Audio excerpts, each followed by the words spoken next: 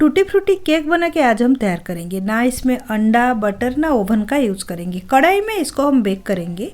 ये जो केक है बस 2 कप मैदे में मैंने बना के तैयार किया है और आप इसका टेक्सचर देख सकते हो, बहुत अच्छे से बन के तैयार हुआ है। 2 कप मैदे में अगर हम एक बार बनाते हैं तो 3-4 दिन तक ये चल जाता है फ्रिज में अगर हम रख लिए, क्योंकि ये जो केक है बहुत बड़ा बन के तैयार होता है और चाय के टाइम हो, नाश्ते पे हो या बच्चों की टिफ़िन में हो, इसको हम स्लाइस में कट करके दे सकते हैं। अंदर से आप देख सकते हो इसका टेक्सचर बहुत स्पंजी बन के तैयार हुआ है। एक्चुअली जितना भी केक है सबसे आसान केक ये है और सबसे अच्छा भी ये केक बनता है। चलिए रेसिपी शुरू करते हैं। पहले हम बेकिंग के लिए अरेंज कर लेंगे। कढ़ाई में मैंने आधा किलो नमक ले लिया है। हमेशा यही नमक को मैं बेकिंग के लिए यूज़ करती हूँ। उसके ऊपर एक रेगुलर स्टैंड रखा मैंने।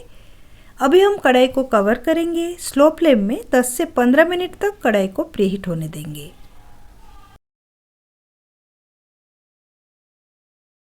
केक के लिए बैटर बना के तैयार करेंगे। उसके लिए पहले हम ले लेंगे 1/4 कप रिफाइंड ऑयल है। ये बिना फ्लेवर वाला रिफाइंड ऑयल है।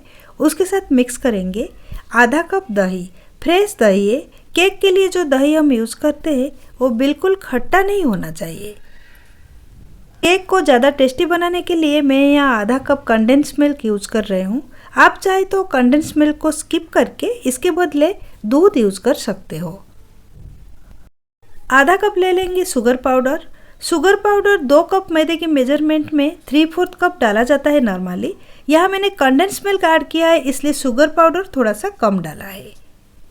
आधा चम्मच डालेंगे वैनिला एसेंस। सारे इंग्रेडिएंट्स को अभी हम अच्छे से बीट कर लेंगे 1-1.5 मिनट के लिए।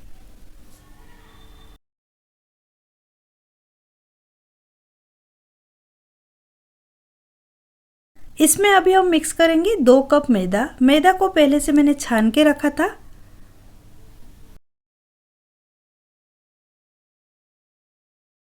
1.5 टीस्पून ले लेंगे बेकिंग पाउडर, 1 टीस्पून और उसके साथ आधा टीस्पून।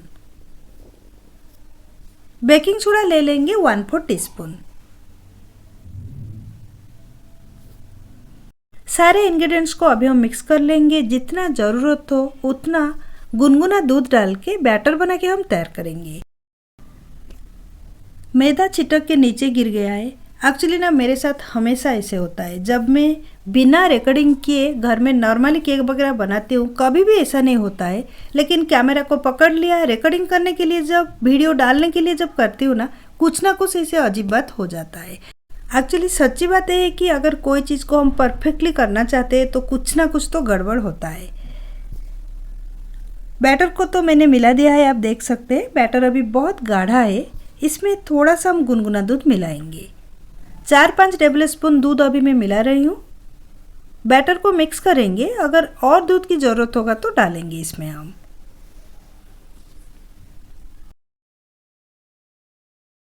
बैटर की कंसिस्टेंसी ठीक लग रहा है तो और दूध डालने की ज़रूरत नहीं है।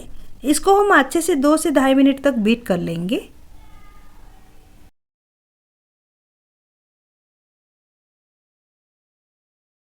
केक के लिए बैटर अभी तैयार हो चुका है। ये जो बाउल को साइड में रख लेंगे। एक प्लेट में मैंने टूटी फ्रूटी ले लिया है। करीबन एक छोटा वाला पैकेट जो आता है टूटी फ्रूटी, ये जो टूटी फ्रूटी का क्वांटिटी उतना ही है। इसमें हम 1 टीस्पून मैदा मिलाएंगे। अच्छे से टूटी फ्रूटी और मैदा को मिला देंगे ताकि हर टूटी फ्रूटी के ऊपर मैदा की एक कोटिंग आ जाए। ऐसे करने से केक के बैटर के नीचे तक टूटी फ्रूटी नहीं जाएगा, अच्छे से घुल के पूरा केक में फैल के टूटी फ्रूटी रहेगा।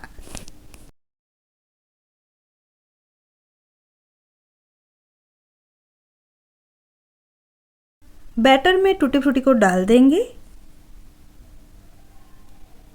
और धीरे से इसको मिलाएंगे।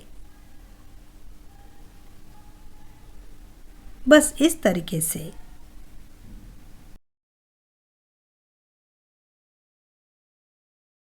आठ इंच वाला एक बेकिंग पैन को मैंने ग्रीस कर लिया और उसके ऊपर एक बटर पेपर भी डाल के रखा है।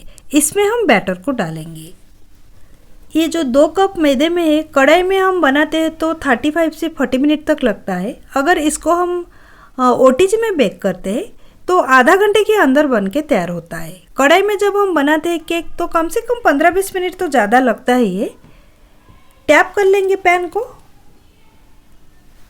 ऊपर अभी और थोड़ा सा टूटी फ्रूटी डालेंगे।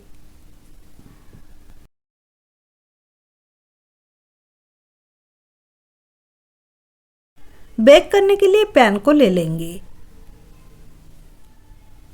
15 मिनट बाद कढ़ाई प्रीहीट हो चुका है। इसी टाइम थोड़ा सावधानी से निकालिएगा प्लेट को, क्योंकि बहुत गर्म रहता है, ये हाथ में लग सकता है। स्टैंड के ऊपर हम बैटर वाला पैन को रखेंगे।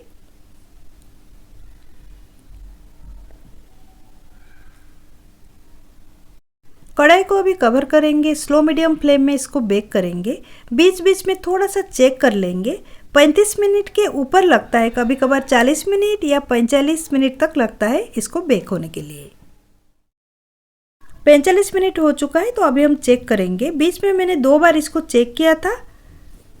अभी ये बन के तैयार हो चुका है। इसमें एक वुडन स्टिक डाल के चेक कर लेंगे हम।